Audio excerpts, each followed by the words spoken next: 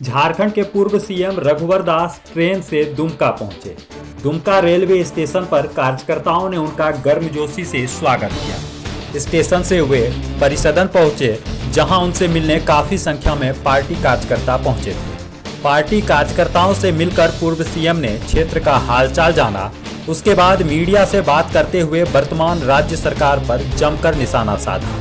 उन्होंने कहा कि आनन फानन में फिर झारखंड की जनता को धोखा देने का काम वर्तमान सरकार कर रही है। विधानसभा के माध्यम से फिर 1932 का खतियान और 27% आरक्षण का राग अलाप रही है। झारखंड की जनता वर्ष 2019 में इनके झांसे में एक बार आ चुकी है।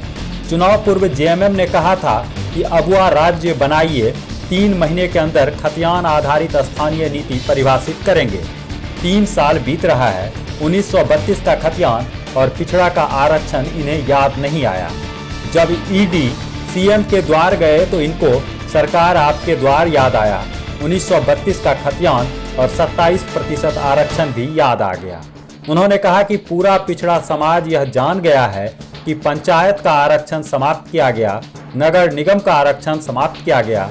सरकार बहुमत में है, विधानसभा से भले ही पास करा लें, लेकिन किसी भी समाज को आरक्षण देने के पहले उसकी आर्थिक और सामाजिक सर्वेक्षण होता है। भारतीय जनता पार्टी 27% ओबीसी आरक्षण का पक्षधर है। उन्होंने कहा कि संथाल परगना प्रमंडल सहित राज्य के कुछ जिलों में पिछड़ा वर्ग का रोस्टर शून्य है। इसीलिए वर्ष 2019 में भाजपा की सरकार ने पिछड़ों का सर्वेक्षण शुरू की थी, लेकिन वर्तमान सरकार आते ही उसे बंद करा दिया। इसलिए बिना आर्थिक सामाजिक सर्वेक्षण किए आनन फानन में जनता को धोखा देने के लिए विधानसभा से पास करा दिया। उन्होंने कहा कि बहुमत के आधार पर आप विधानसभा से भले ही पास करा लें, लेकिन डॉक्टर BR अम्बेडकर द्वारा बनाए हुए संविधान में राष्ट्रपति, राज्यपाल जैसे पद हैं, जिन्हें संविधान का संरक्षक कहा जाता है। विधानसभा से पारित विधेयक विधि सम्मत है कि नहीं, इसकी निगरानी राज्यपाल करते हैं। राज्यपाल के यहाँ ही यह टर्न आउट हो जाएगा। पूर्व मुख्यमंत्री रघुवर दास ने जनता से अनुरोध किया कि ऐसे ठग सीएम से सावधान रहें। जेएमएम और कांग्रेस को नसीहत देते हुए कहा कि काठ की हांडी बार बार नहीं चढ़ती।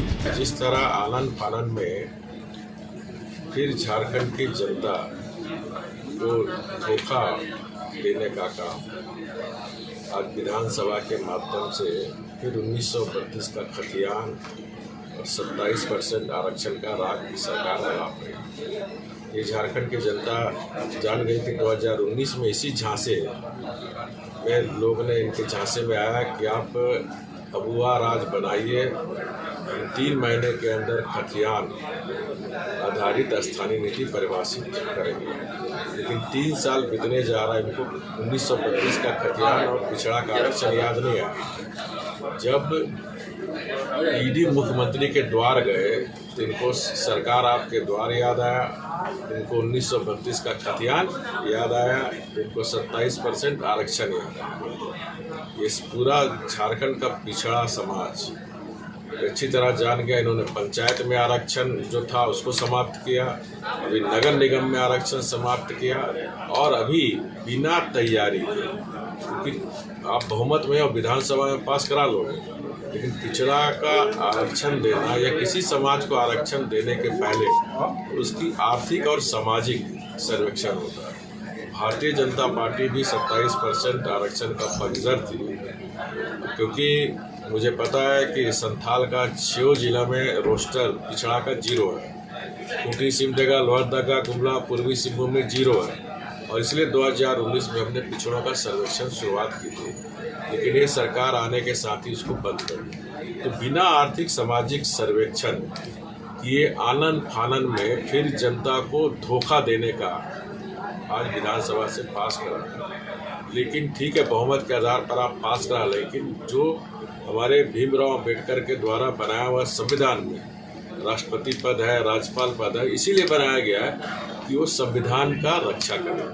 विधानसभा से कोई भी कानून, कोई भी विधेयक पास होता तो विधि सम्मत है कि नहीं, संविधान सम्मत है कि नहीं, ये इसका निगरानी का काम राज्यपाल करना। ये तो राज्यपाल महोदय के यहाँ से टर्न डाउन हो जाए, क्योंकि बिना तैयारी का और न संविधान सम्मत है न विधि सम्मत है जो आज विधानसभा से पास हुआ। तो जनता से मेरा अनुरोध है कि ऐसे ठग धोखेबाज मुख्यमंत्री से सावधान रहे और मुख्यमंत्री जी भी समझ जाए, झारखंड मुक्ति मोर्चा कांग्रेस को भी समझे, काठ की हंडी बार बार नहीं चढ़ती। एक बार 2019 में चढ़ गई, अब आपके धोखे और झांसे में झारखंड की संथाल की जनता नहीं है।